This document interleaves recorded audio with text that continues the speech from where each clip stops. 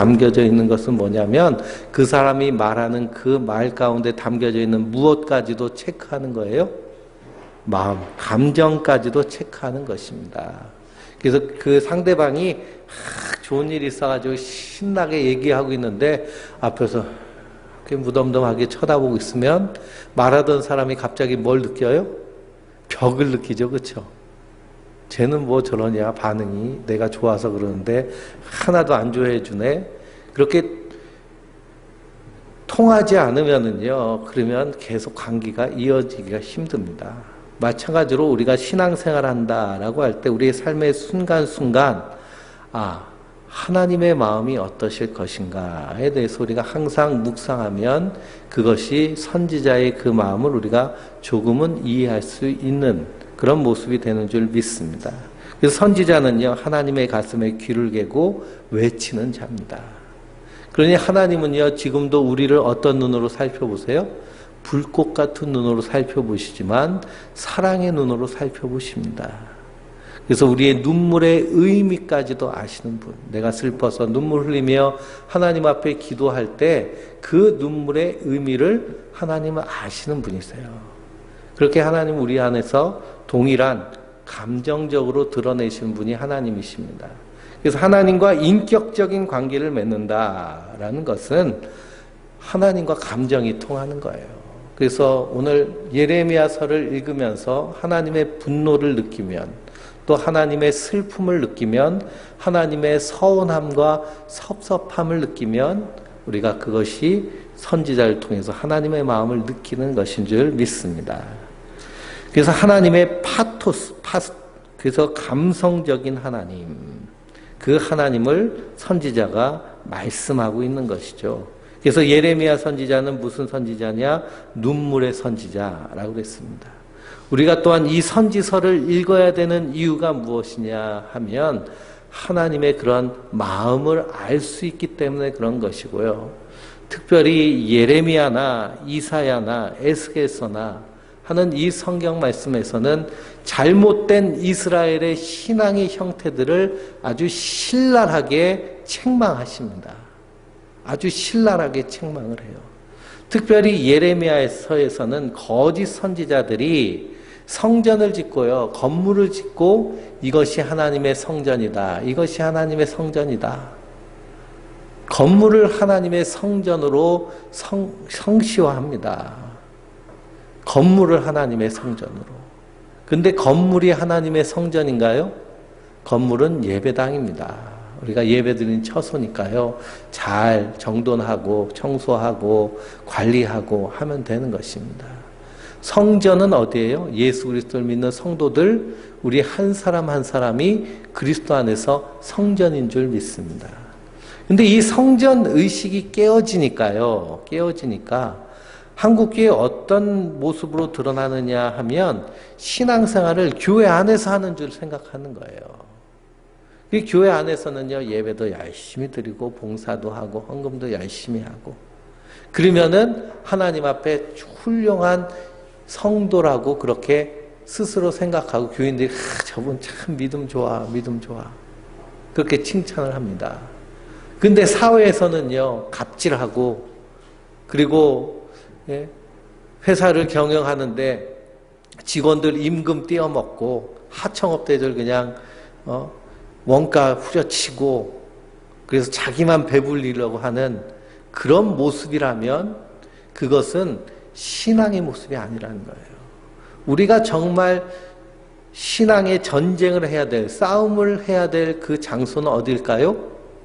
교회 밖을 나가서 세상에서 우리 가정과 그리고 나의 직장, 나의 그런 삶의 바운더리가 우리가 싸우는 영적 전쟁의 그러한 전쟁터인 줄 믿습니다.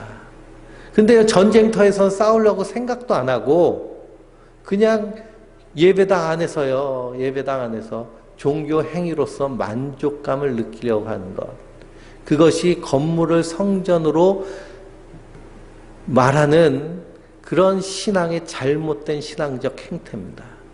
그러다 보니까요, 세상하고는 싸움도 안 되니까 그냥 높은 성벽을 치고 그냥 교회 안에 모여가지고 우리끼리 행복하게 우리 천국 갈 거야 할렐루야 그러면서 우리끼리 행복한 이런 신앙의 모습은 잘못된 모습이다라는 것이죠.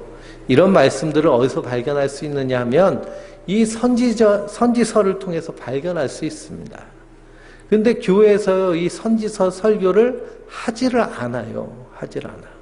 왜 그럴까요?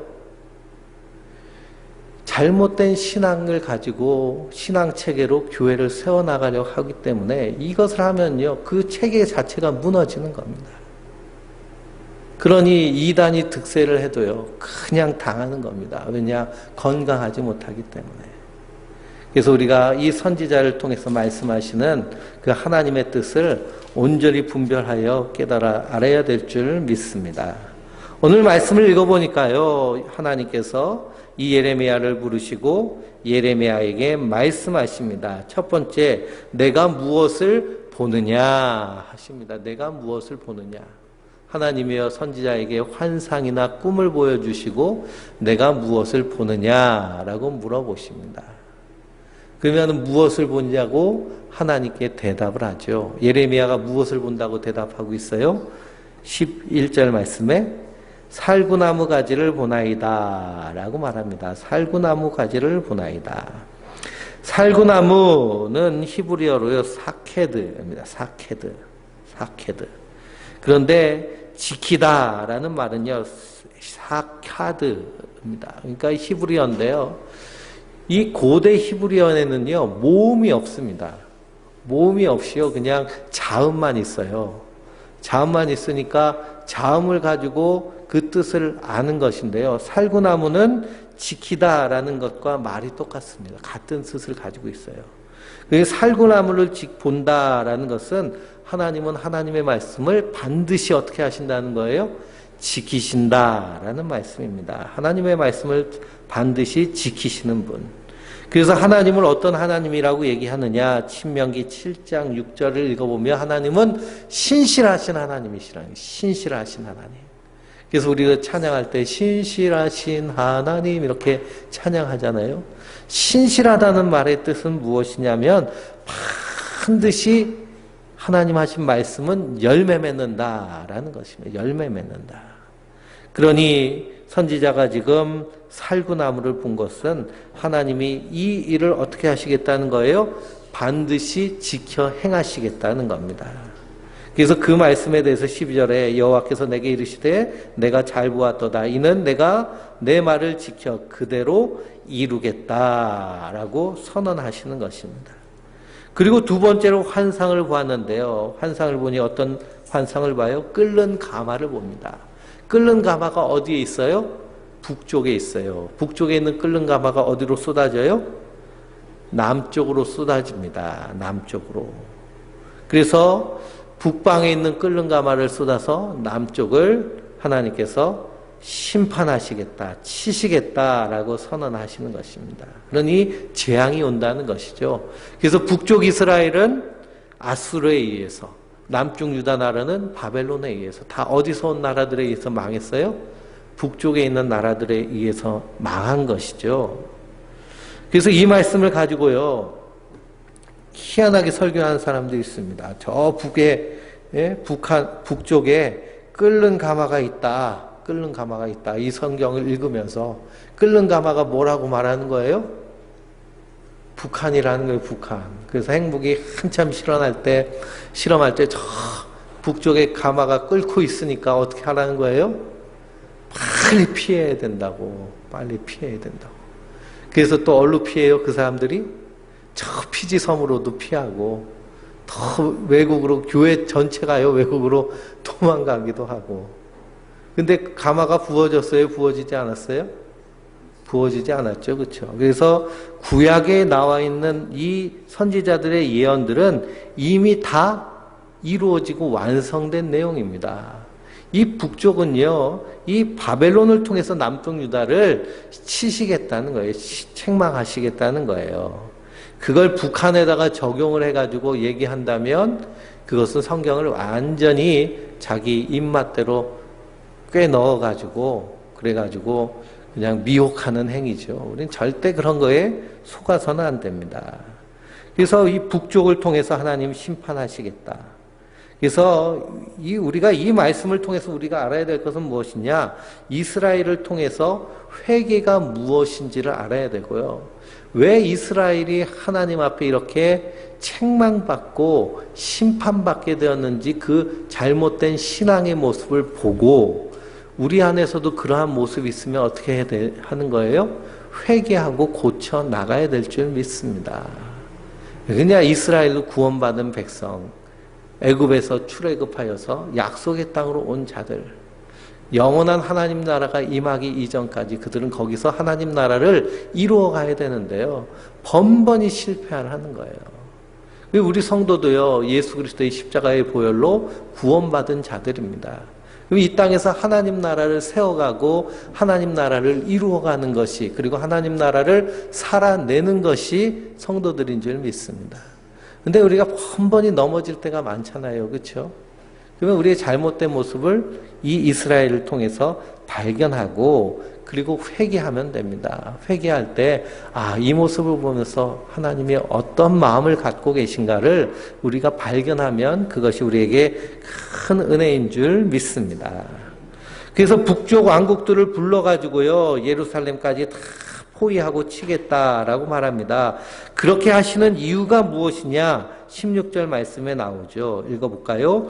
무리가 나를 버리고 다른 신들에게 분향하여 자기 손으로 만든 것에 절하였은즉 내가 나의 심판을 그들에게 선고하며 그들의 모든 죄악을 징계하리라 그랬습니다. 그들이 누구를 버렸어요? 하나님을 버렸어요. 그리고 우상을 숭배했습니다. 우상을 숭배한다라는 것은 하나님을 버린 거예요. 우상은 누구를 위해서 만드는 것이냐? 자기를 위해서 만드는 것이죠. 그러니 자기를 위해서 하는 모든 것들은 우상 숭배가 되어버리는 것입니다. 그러니 성도는요, 이 땅에서 자기를 위해 하는 자들이 아니라 누구를 위해? 하나님을 위해 사는 자들이에요. 나를 사랑해도 누구를 위해 사랑하는 거예요? 하나님을 위해 나를 사랑하는 것이죠. 그렇죠?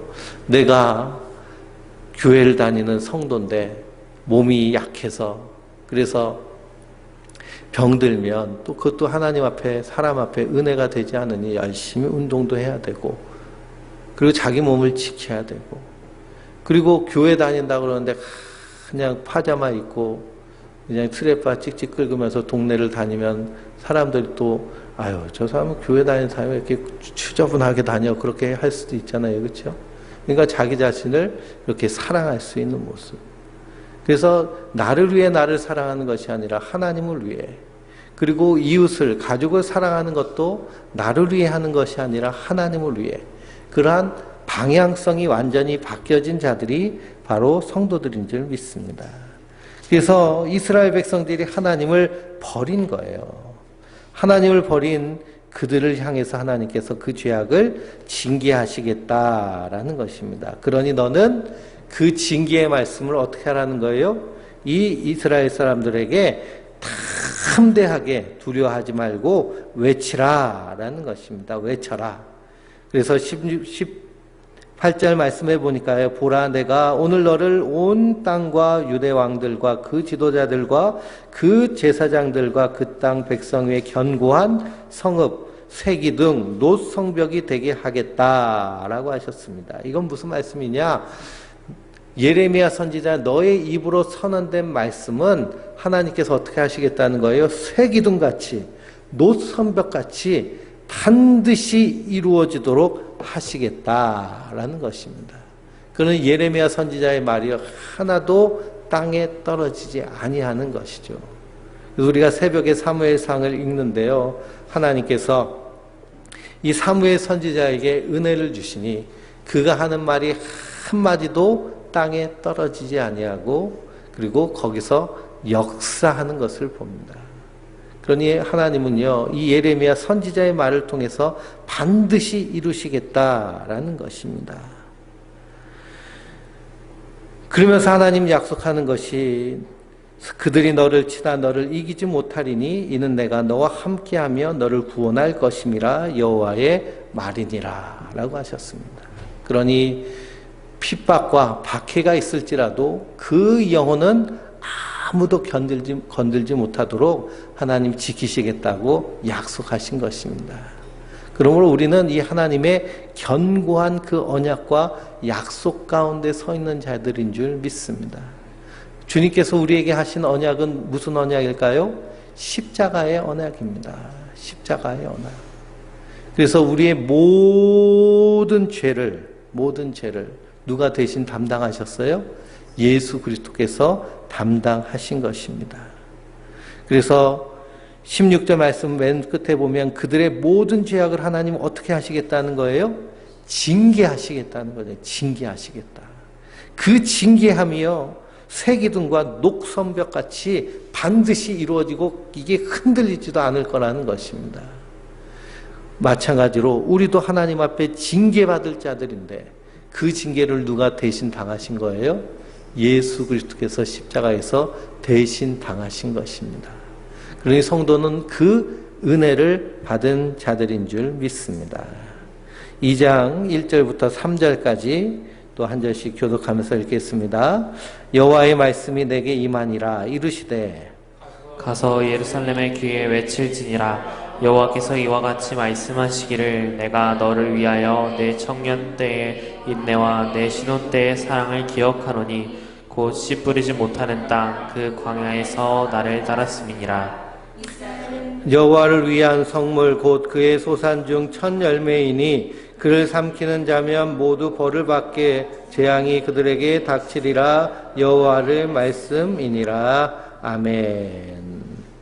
또 하나님께서 이 예레미야에게 말씀하시는데요, 예루살렘의 귀에 외치라는 것입니다. 하나님이 너의 청년의 때에, 내 신혼의 때에 그 사랑을 기억하신다는 거예요. 기억하신다. 그리고 광야에서 너희가 나를 따랐다. 이 말씀 하나님께서 기억하신다라는 말씀인데요. 그래서 하나님이 심판하시지만 그 심판 안에도 반드시 무엇이 있는 거예요? 하나님의 언약과 사랑이 있는 것입니다. 그러니까 미워서 때리는 거랑요, 사랑해서 때리는 거랑 분명히 다르죠. 그렇죠? 미워서 때리는 거랑 사랑해서 때리는 거는 분명히 다른데요. 하나님이 이스라엘 대하시는 것은 사랑하기 때문에 그렇다라는 것입니다. 그래서 하나님이 기억하신다는 거예요. 너가 나를 따르고 너가 나를 사랑했던 것을 기억한다.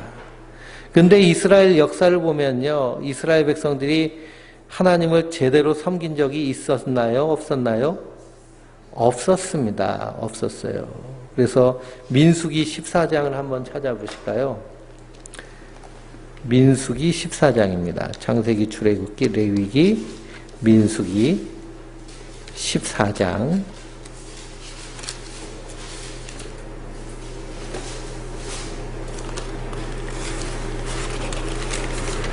(20절에서) 24절까지입니다.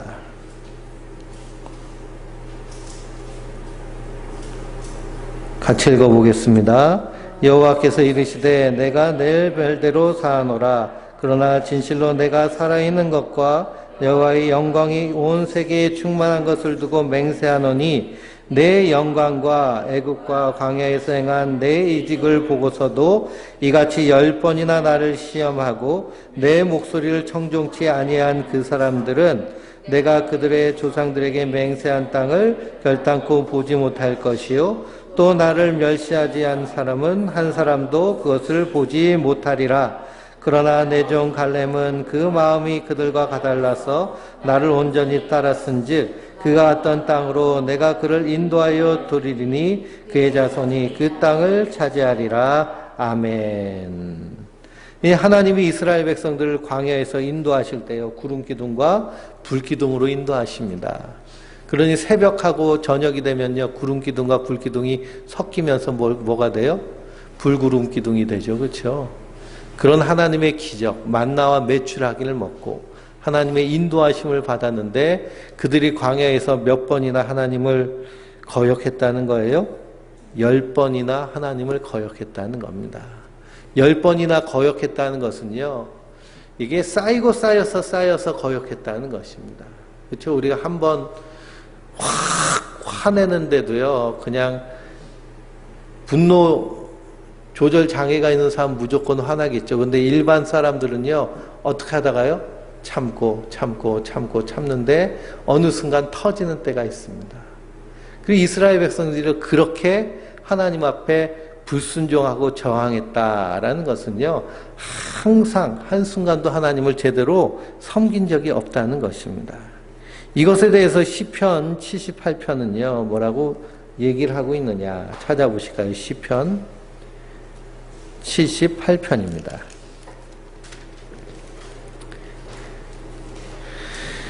시편 78편 8절을 한번 읽어보겠습니다. 그들의 조상들 곧 완고하고 패역하여 그들의 마음이 정직하지 못하며 그 심령이 하나님께 충성하지 아니한 세대와 같이 되지 아니하게 하려 하심이로다. 그래서 이 시편을 쓴 이유가요, 너희 조상들이 완고하고 패역하여서 하나님을 한 번도 충성하지 않았기 때문에 너희는 이걸 본을 삼아서 어떻게 하라는 거예요? 그렇게 살지 말아라 라고 시편을 쓴 겁니다. 그러면서 9절부터요, 이스라엘 백성들이 다 구름기둥과 불기둥을 인도하셨는데 그들이 어떻게 했다는 거예요? 하나님을 17절 말씀 읽어보겠습니다. 그들은 계속해서 하나님께 범죄하여 메마른 땅에서 지존자를 배반하였도다. 18절 그들이 그들의 탐욕대로 음식을 구하여 그들의 심중에 하나님을 시험하였다. 그러니 하나님은 음식을 주시는데요, 감사합니다, 고맙습니다 하는 마음으로 받는 것이 아니라 뭘로 받는 거예요? 탐심으로 받고 그 중에 또 하나님을 시험하는 겁니다. 뭐라고 시험하느냐? 19절 말씀 뒷부분을 보면요, 이 광야에서 하나님이 식탁을 베풀 수 있겠느냐 라면서 하나님을 시험합니다. 구름기둥과 불기둥이 뻔히 보이고요, 만나와 메추라기를 주시는데 하나님 우리를 어떻게 먹일 수 있겠어? 그런 겁니다. 믿음이 있어요, 없어요? 도무지 없는 모습이죠. 그래서 예수님께서 너희가 말세에 믿음 있는 자를 보겠느냐라고 하시며, 믿음 있는 자를 보겠느냐. 그러니 믿음이 있어요, 없어요? 없다는 거예요, 없다는 거. 그리고 우리가 예수님 앞에 나와서요, 고백할 고백은 뭐냐? 주님, 나는 믿음이 없어요. 그러니 누가 주셔야 돼요? 예수님이 주셔야 돼요. 우리에게 선물로 주셔야 됩니다. 그래서 제자들이 마지막 때 믿음 있는 자를 보겠느냐라고 할 때 제자들이 와서 주여 우리에게 믿음을 주시옵소서 그러잖아요. 믿음을 주시옵소서. 그럼 우리도 날마다 구해야 될 것이요, 우리가 주여 우리에게 이 믿음을 주십시오. 예수님의 십자가에 그 복음을 믿는 믿음을 주십시오. 우리가 정말 그 십자가를 믿는 믿음 가운데 있으면은요, 이 세상 것을 가지고 우리가 일희일비하지 않습니다. 많이 있으면 많이 있는 것으로 기뻐하고 감사하며 그것으로 하나님 섬기고 선한 일을 행하고, 없으면 없는 대로 그래도 그 안에서 기쁨과 감사를 찾고 거기서 즐거워하며 거기서 자족하는 것이 바로 십자가의 은혜 가운데 있는 믿음의 사람의 모습입니다. 그래서 예루살렘 교회에요, 핍박이 일어났을 때 그들이 다 재산도 뺏기고 집도 뺏기고 가족이 죽임을 당하기도 하는데 흩어졌잖아요. 외국으로 이민 가고 그냥 피난 가고 했습니다. 그런데 흩어져서도 뭘 했어요? 복음을 전해요. 복음을 전하고 십자가의 도를 전하고, 그러면서 또 말씀이 충만하여 주고, 그래서 그 환난과 핍박 가운데서도 기쁨이 충만한 모습이 초대교회의 모습입니다. 이것이 무슨 모습으로 드러나는 거예요? 믿음의 모습으로 드러나는 거예요. 그러니까 우리 안에서요, 어떤 열매가 맺혀지고 우리가 어떤 선택을 하느냐를 통해서 우리가 믿음이 있느냐 믿음 없느냐를 볼 수 있습니다. 그리고 우리가 하는 모든 것이요, 이 세상에 집중되어 있다면 믿음 없는 것이니 우리의 믿음 없음을 불쌍히 여겨주시옵소서 하고 나가는 것이 바른 모습인 줄 믿습니다. 그 이스라엘 백성들은요, 광야에서 한 번도 그 하나님을요, 정말 사랑하는 사랑 마음, 믿음 있는 믿음으로 나간 적이 없습니다. 30절 또 읽어볼까요? 30절. 그러나 그들의 욕심을 버리지 아니하여 그들이 먹을 것이 아직 그들의 입에 있을 때에 하나님이 그들에게 노염을 나타내사 그들 중 강한 자를 죽이시며 이스라엘 청년을 쳐 엎드리셨도다. 이건 뭐냐? 고기 먹고 싶다고요. 하도 찡찡대가지고 하나님이 메추라기를 바람에 날려 보내주셨어요. 그러니까 이 사람들이요, 그냥 자기 먹을 만큼만 구하면 되잖아요. 그렇죠? 먹을 만큼만 하면 되는데 어떻게 해요? 그냥 이걸 쌓아두려고 그런 겁니다. 마치 그냥 장사하려고. 근데 생각해 보세요. 저 금대리 밭이 있는데 그 밭에 그냥 메추라기가 그냥 확 깔렸습니다. 그냥 가서 주스면 돼요. 주스면. 그럼 메추라기 고기가 한 마리에 1,000원이라고 계산하면 줍는 대로 돈이 되는 거잖아요. 그렇죠? 그런 욕심이요. 광야에서. 근데 광야에선 그런 욕심 부릴 이유가 있어요? 없어요? 없습니다. 근데도 욕심을 부려요. 그래서 3일 주야를 밥도 안 먹고 이스라엘 사람들이 메추라기 주스러 다니는 겁니다. 그러니 그들이 애굽에서 자기들이 고깃가마에 앉아가지고 고기를 먹었다고 그런 얘기를 하는데요. 무슨 노예가 고깃가마에 앉아서 고기를 먹겠어요. 그렇죠? 고깃가마에서 고기 기름 냄새나 맡았겠죠. 그러니 고기를 보니까 눈이 뒤집혀가지고 3일 주야를 이렇게 모으기 시작했는데요. 한 사람이 보통 200리트라를 거뒀다고 그럽니다. 200리트라. 200리트라는 2톤 정도 돼요. 2톤 정도. 2톤 정도 되는 메추라기를 잡아가지고요. 배 터지게 먹는 겁니다. 그러니까 누가 기가 막히시는 거예요? 하나님이 기가 막히시는 거죠. 그거 다 먹고 그 다음에 또 하나님이 주실 텐데요. 그 주실 걸 믿어요? 못 믿어요? 못 믿으니까 그렇게 하는 겁니다. 못 믿으니까. 하나님 광야에서 메추라기를 한번 불어주셨으면 또 때 되면 또 너 고기 한번 단백질 보충을 해라 하고 주실 텐데 그걸 못 믿고요. 산더미처럼 쌓아놓는 겁니다. 그것 때문에 이 고기가 목에서 넘어가기 전에 하나님께서요, 그들을 죽이시는 겁니다.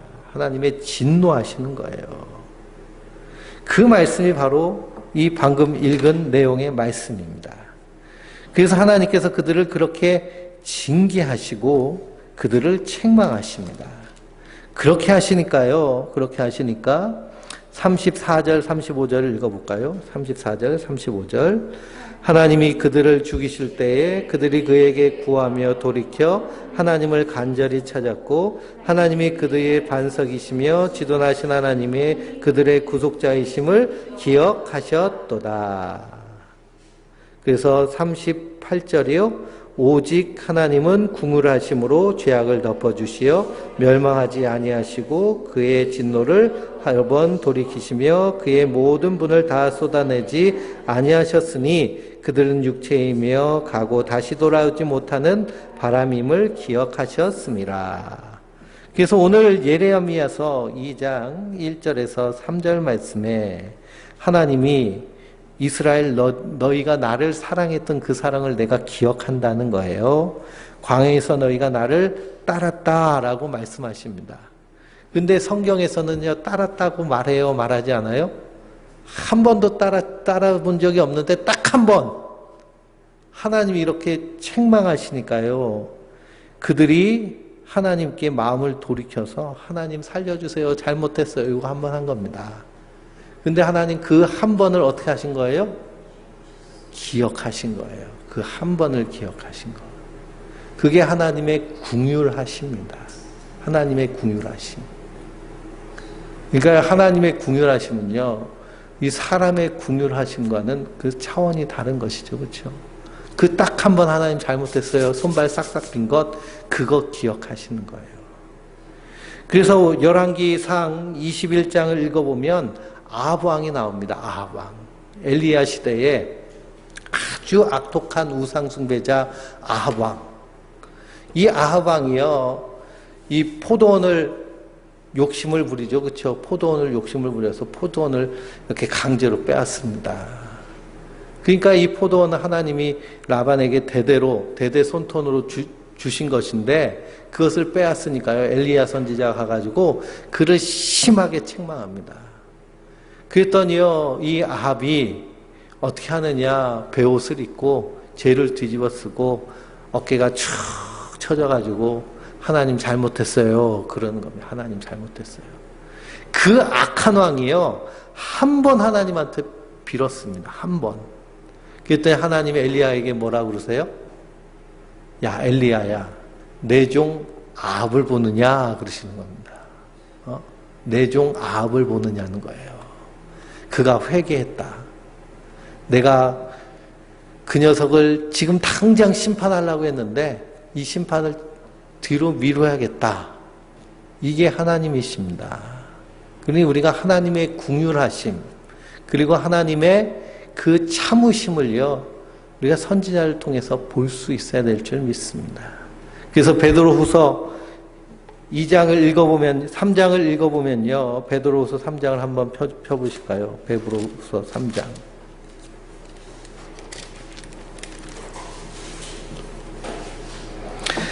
3장 3절입니다. 베드로후서 3장 3절. 같이 읽어보겠습니다. 먼저 이것을 알지니 말세에 조롱하는 자들이 와서 자기의 정욕을 따라 행하며 조롱하며 이르시되 주께서 강림하신다고는 약속이 어디 있느냐? 조상들이 잔 이후부터 만물이 처음 창조될 때와 같이 그냥 있다. 이렇게 얘기합니다. 예수님이요, 내가 속히 오리라 하셨거든요. 속히 오리라. 그래가지고 예수님의 제자들은 물론 초대교회 성도들도요, 예수님 금방 오실 줄 알았어요. 근데 몇 년 지났어요?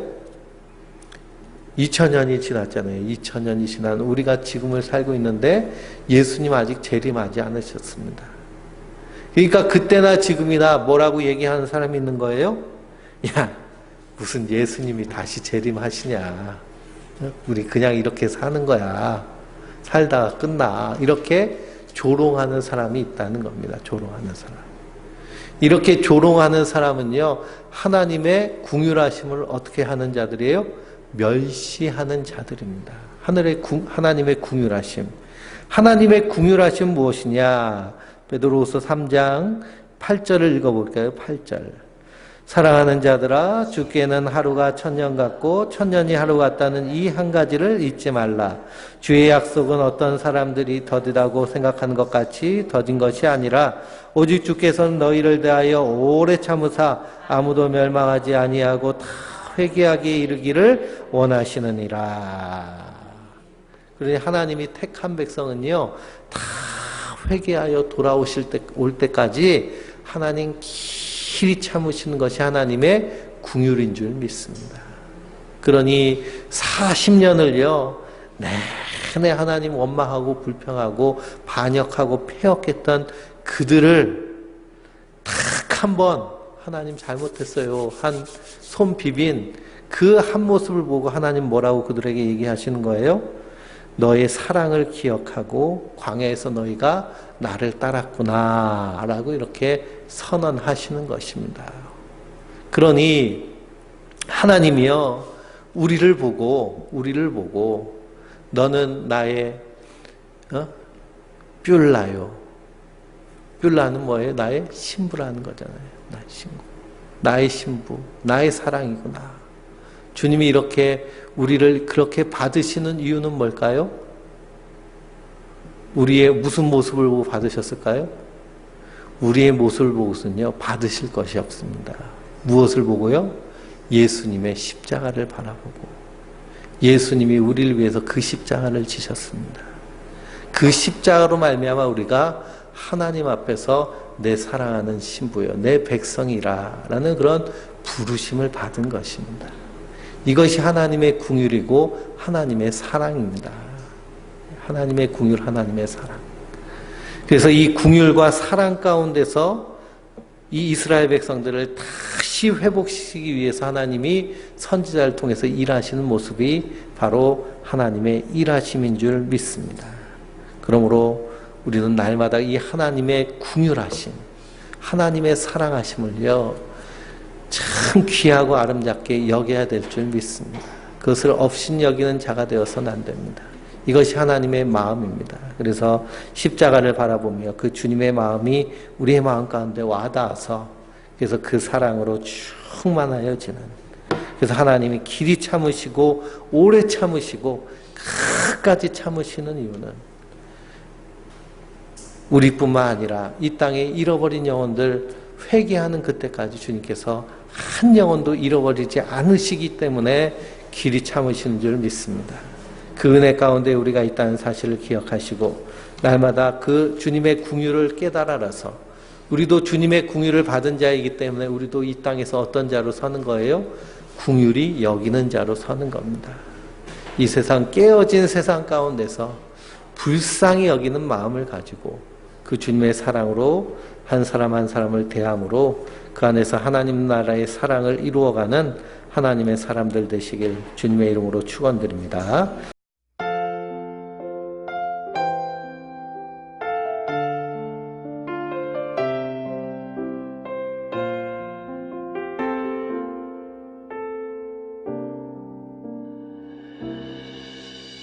주 나의 모습 보네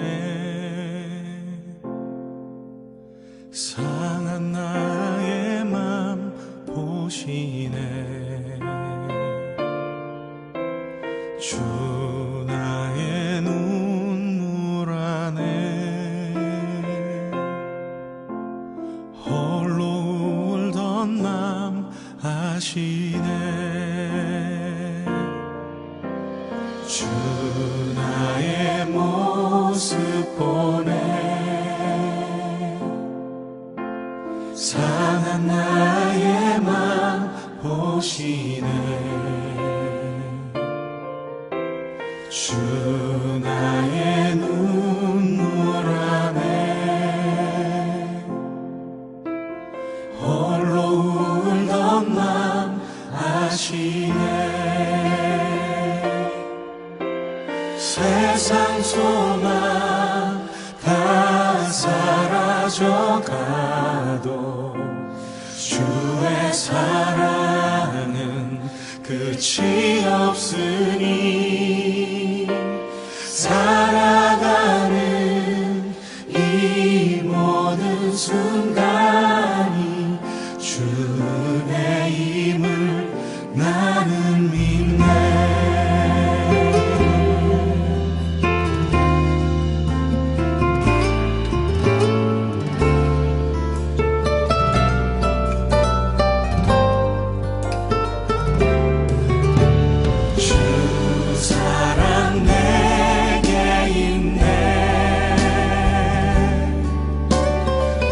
사랑이 날 채우네 주 은혜 내게 있네 그 은혜로 날 세우네 세상 소망 다 사라져가도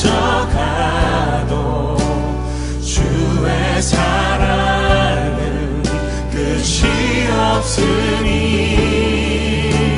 살아가는 이 모든 순간이 주 은혜 힘을 나는 믿네 세상 소망 다 사라져가도 주의 사랑은 끝이 없으니 살아가는 이 모든 순간이 주 은혜 힘을 나는 믿네 주 은혜 힘을 나는 믿네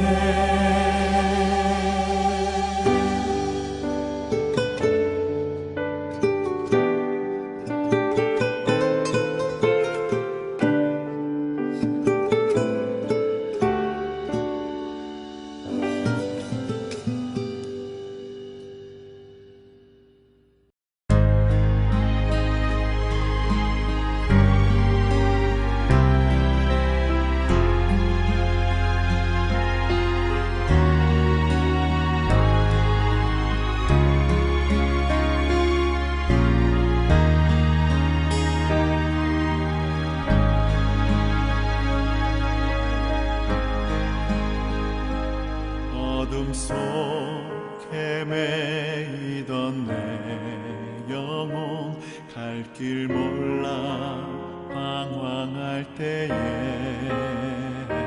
주의 십자가 영광의 그 빛이 나를 향해 비추어 주셨네.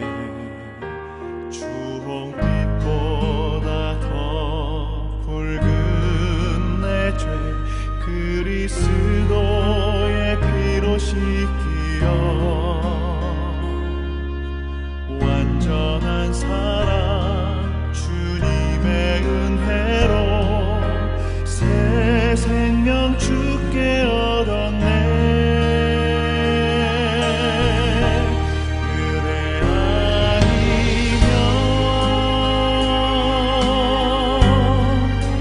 서지 못하네.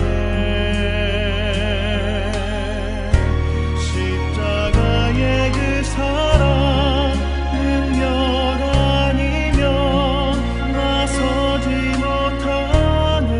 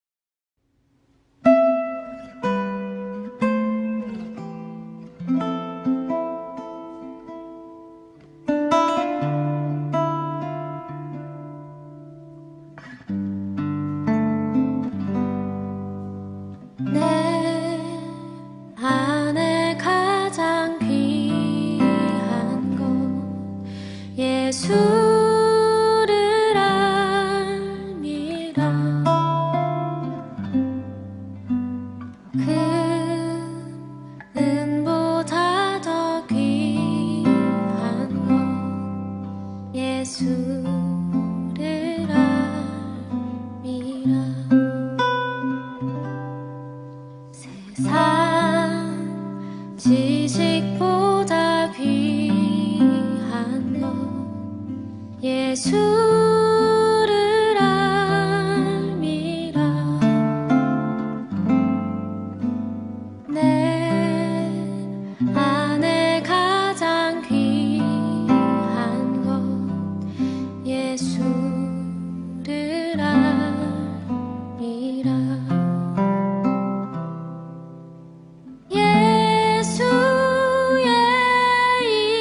이름 존귀한 그 이름 예수의 이름 능력의 그 이름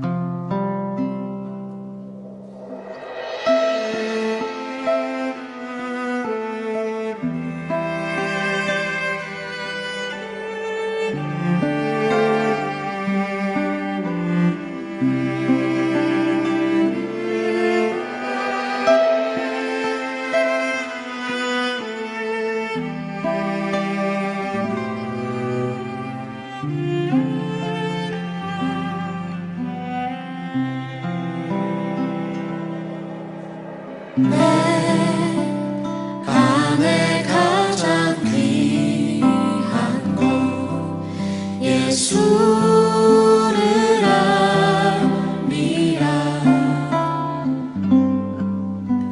그 은보다 더 귀한 것 예수를 알미라. 세상 지식보다 귀한 것 예수를 알미라. 내 안에 가장 귀한 것 예수를 알미라. 예수의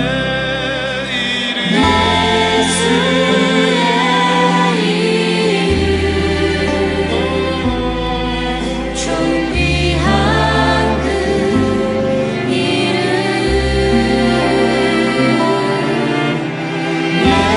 예수의 이름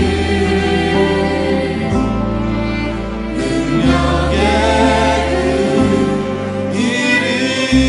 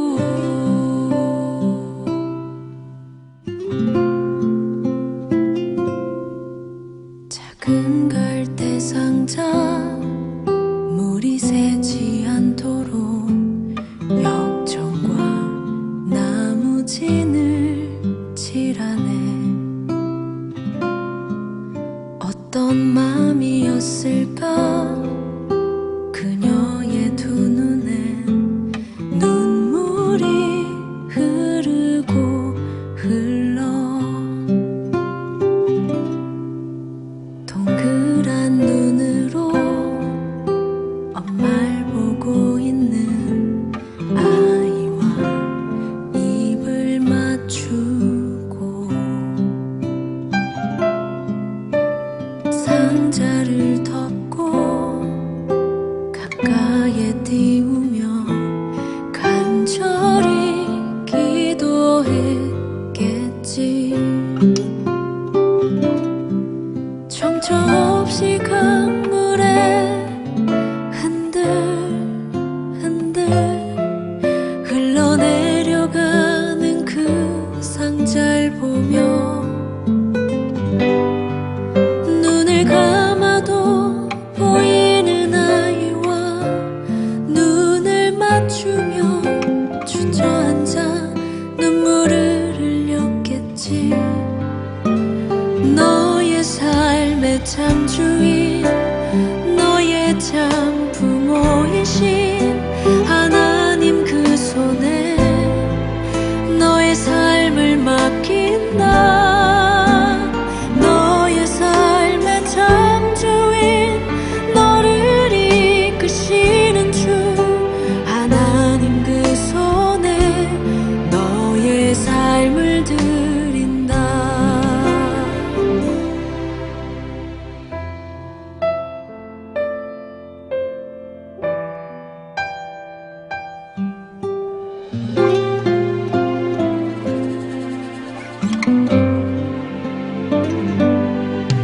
어떤 마음이었을까 그녀의 두